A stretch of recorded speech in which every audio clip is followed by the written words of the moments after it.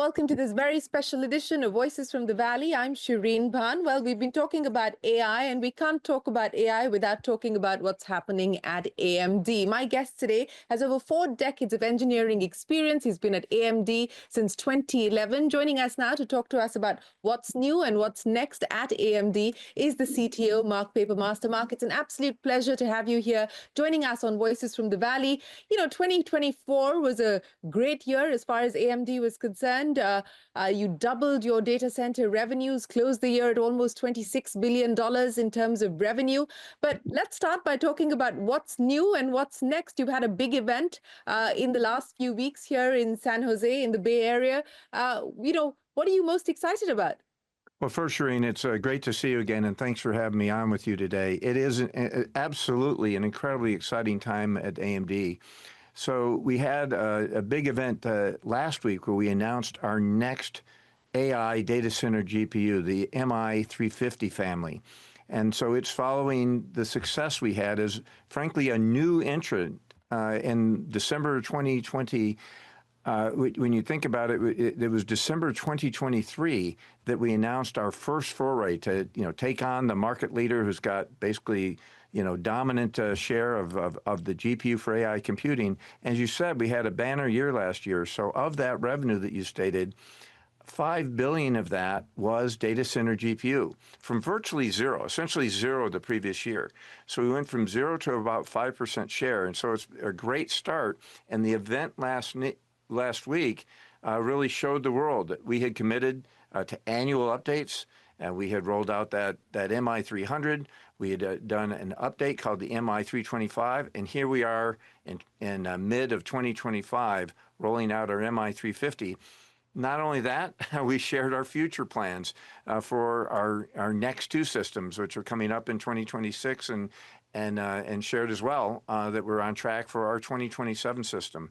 So we are here to compete. We're gaining share, and we're creating an alternative, and it's a very, very exciting time in AI, and as well as the rest of our portfolio, which is going quite nicely. Mark, I want to talk about the partners that you've been able to onboard, whether it's Meta, Microsoft, OpenAI. In fact, Sam Altman was there at your event in early June as well. So take me through how crucial this era of partnerships is going to be and what it eventually means as far as the customer is concerned.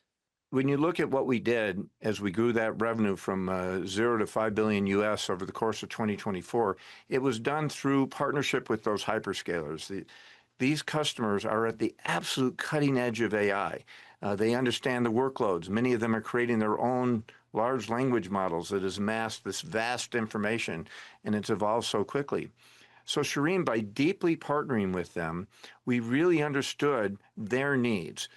We were testing our MI300 product with them as it ramped up. So in doing so, they said, this is great, but here's what we need 1 year, 2 years, 3 years from now, 4 years from now. Please build that in your roadmap. So those partnerships and why we focus first on those largest of large customers is that they informed us as to what we need to be, where AI is going in the future. And now, as we are in 2025, we're very focused on expanding to support the broad community. So 2024 is all about ramping those largest of large customers, and now we're attending to the community, getting regular software updates out, making it easier and easier to run AI on AMD, not just on the big GPUs in the data center, but right down into your laptops or your Radeon gaming card. But Mark, as you speak to the likes of Sam Altman and, look at what's happening at companies like Microsoft and OpenAI, what are you picking up in terms of just how wide and large this opportunity is and where we find ourselves on the map today? Everyone's talking about potential. Everyone's talking about riding this wave. We've seen the kind of exponential numbers that OpenAI has been able to deliver in barely 2 years. So what are we talking about? I mean, what are you bracing yourself for in terms of growth? Yeah, Shereen, it's a great question. And, we first, when Lisa Su, our CEO, talked about there being hundreds of billions of dollars of applicable market, TAM, the market that you can sell to in 2028, people thought, oh my God, that's just such a large number. How can this be? but it truly is an insatiable demand of compute capacity that's required. And the reason is, Shereen, is that at first, all that computation was needed to train those big, large language models.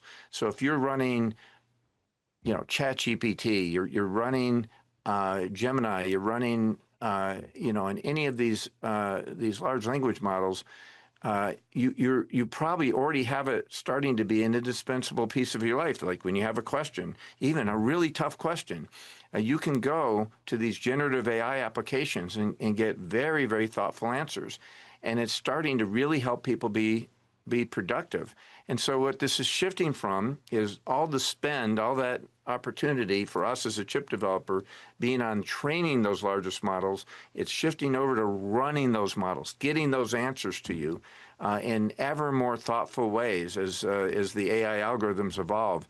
That's why we see such an exponential growth for this market going forward. Mark, that brings me to the question of cost. And what are we talking about? This exponential growth, one of the key constraints, of course, is the high cost. With the changes that we're seeing, with the advances that we've already made, what can we realistically expect in terms of taking cost out? Yeah, cost and power is a huge issue because, again, for those largest models, it's very, very expensive. And so you have to think about what's the cost to be for the biggest companies to offer that general purpose generative AI application, again, like Grok, like ChatGPT. I think we'll end up having a handful of those. We'll have the hyperscalers we have today, and I think sovereign nations will establish some of their own because they're going to want natural language generative AI. So we're going to see that, but it won't be a huge number. And those costs get amortized across the millions of users. So you may have seen that OpenAI just crossed $10 billion in revenue. And that just tells you people are really using and paying for the service. So the costs get spread over a massive amount of users. And there's also, Shereen, innovation that's going to drive down the cost. So even though so much more cost and power of GPUs and our CPUs that power the engines underneath this capability, the cost per token is a token meaning the question that you ask a generative AI. That cost per token is actually dropping dramatically. And we're figuring out how to bring applications into much less expensive applications. Think about you might have, Shereen, and an application that you need in helping you be more effective at running these broadcasts, yet it could run right on your PC. You weren't asking about all the questions in the world, but it was specific to a broadcast that you're doing, the information that you need. You likely can run those AI applications right on your PC going forward to assist you in post-processing and handling all of that. So there's a lot of innovation going on to drop the cost, and we're seeing that bear out in the industry.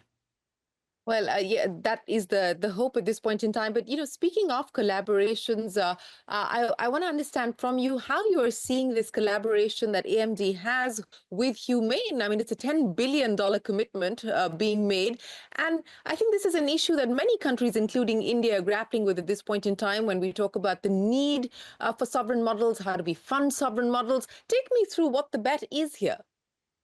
Well, we're very excited about our joint venture. It's actually a joint venture that we did with Humane. And it's going to be investment with partners to really grow that compute capacity. Humane and the Kingdom of Saudi Arabia has power. They have energy source. They have the willingness to invest, as do we. So it allows us to create a partnership to really build out that capacity, that compute capacity, to address that insatiable demand going forward. And I do think it's one, we're certainly involved in discussions like that, maybe not the magnitude of what we just announced with Humane, but exactly discussions like that. We have that going on in over 40 countries. Where we're engaging with them and they want choice. Many of them are actually writing in their bids. They're saying, hey, we're going to create a sovereign AI capability, but we don't want it all one vendor. We don't want to be locked in. They're actually writing in the requirement that it be multi-sourced. And so I think every company, every country is grappling with this, and certainly includes India. We've been very excited by the attention from Ministry of Science and others that are giving to build up AI capability in India. Talking about India, and you said you're in conversation with the government in India, along with the conversations that you're having with governments across 40 other countries. But India's rolled out its semiconductor mission. 10,000 GPUs, now 30,000 is what the government is looking at. How do you see India today, Mark? And from a, semiconductor mission point of view, as you look at how things have panned out, are there things that you believe the government needs to put on the table to ensure that this picks up pace and we see further acceleration on the back of the measures already taken? Well, we're very pleased to see the initiatives of what's going on, well, not only in the AI investment, but overall Make in India, investment, which is driving up the technology capabilities there. And it's very important for us. We have a very, very strong presence in India, Shereen, as you know, and we've been very, very active there. We pledged in 2023, I had the opportunity to pledge a $400 million investment that we were making in India and the Semicon conference. We are well along on that was a $400 million investment from that point in 2023 to 2028. We're well along in that direction.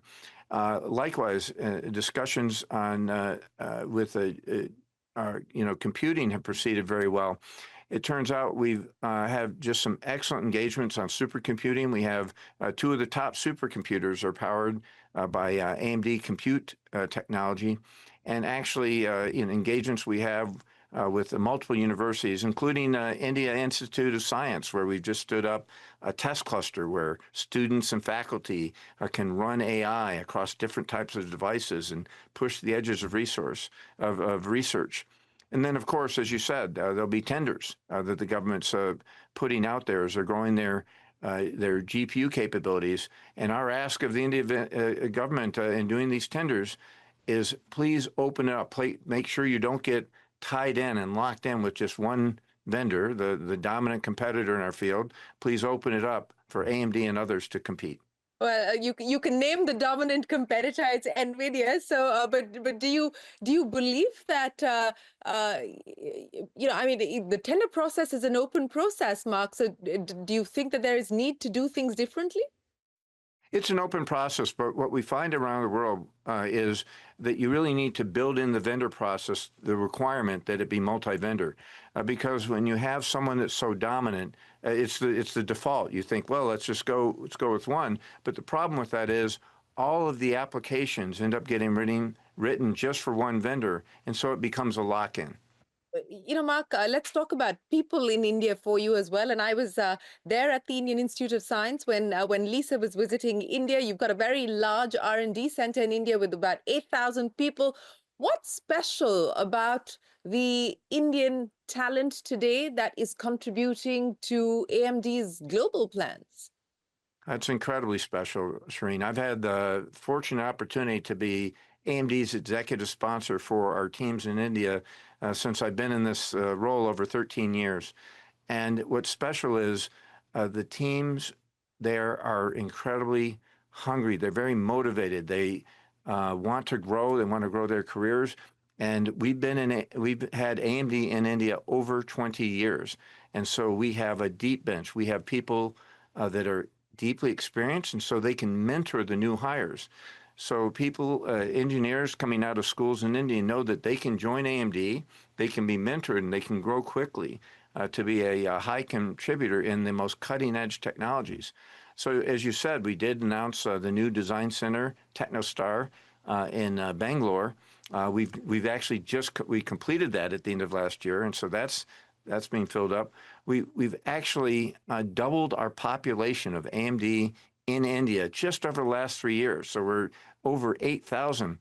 And Shereen, we're on a path to be over 10,000 over the next 2 to 3 years. So what's special is not only the talent that's coming out of the universities in India, but the will to compete and to win, and the character that's coming out with those graduates is outstanding. And it's under the tutelage of very, very strong leadership we have in India with our our senior VP, Jaya Jagadish, that leads those teams, and many outstanding leaders underneath her.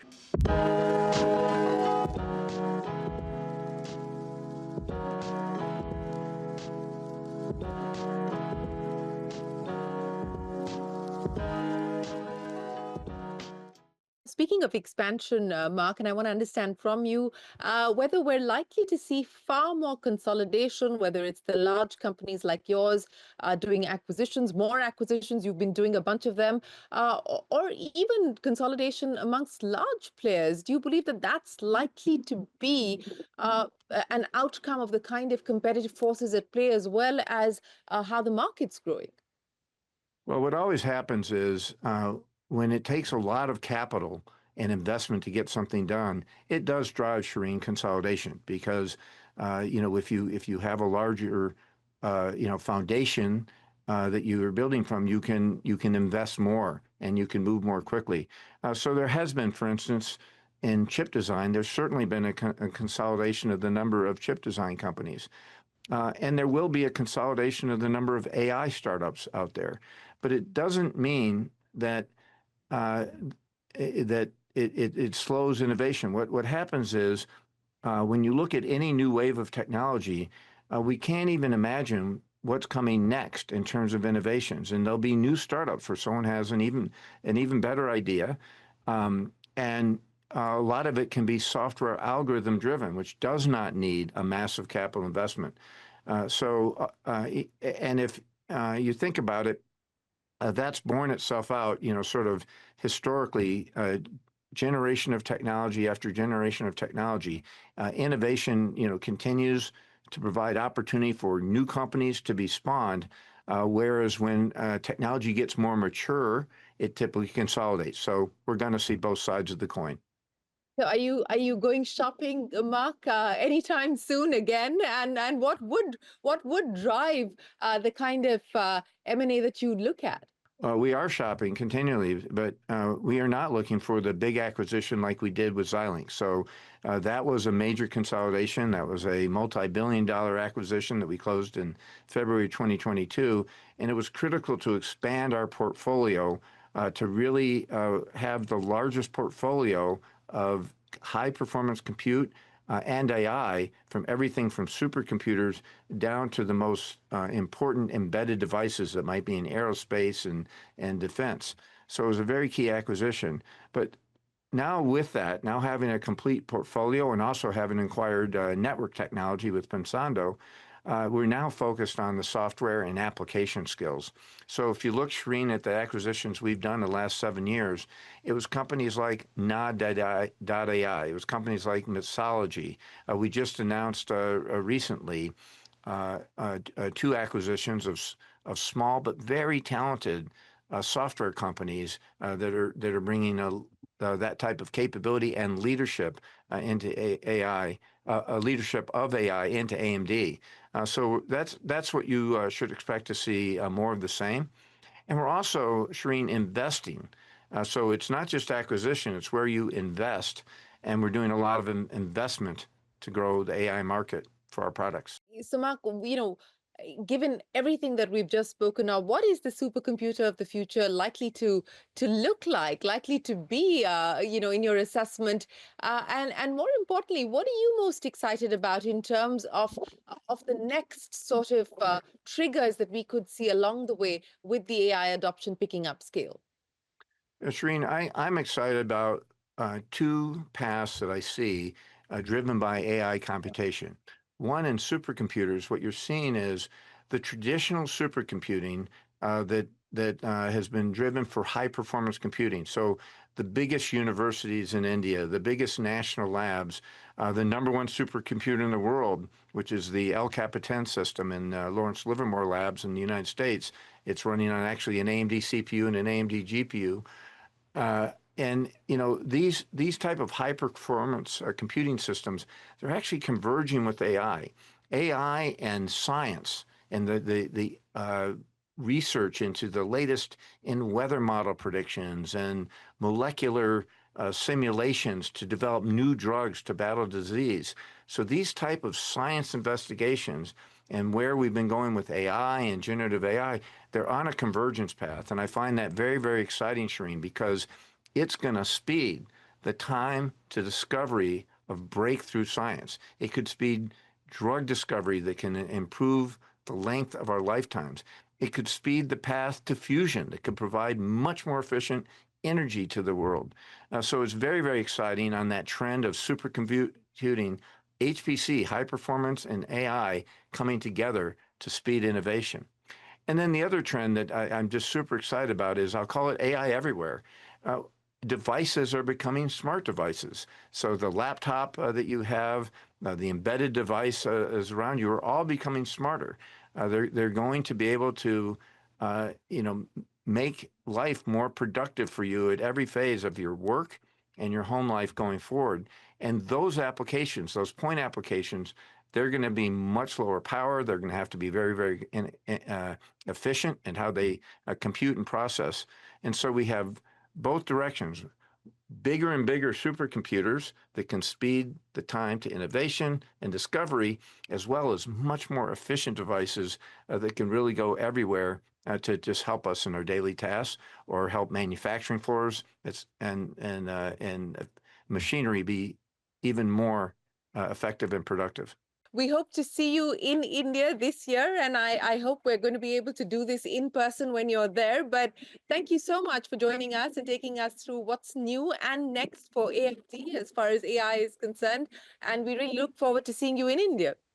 Shereen, thanks so much. And I look forward to then. Well, that's Mark Papermaster, the CTO at AMD. We are going to take a break here on Voices from the Valley, but the conversations will continue. Stay tuned to CNBC TV 18. We're going to be back in a moment.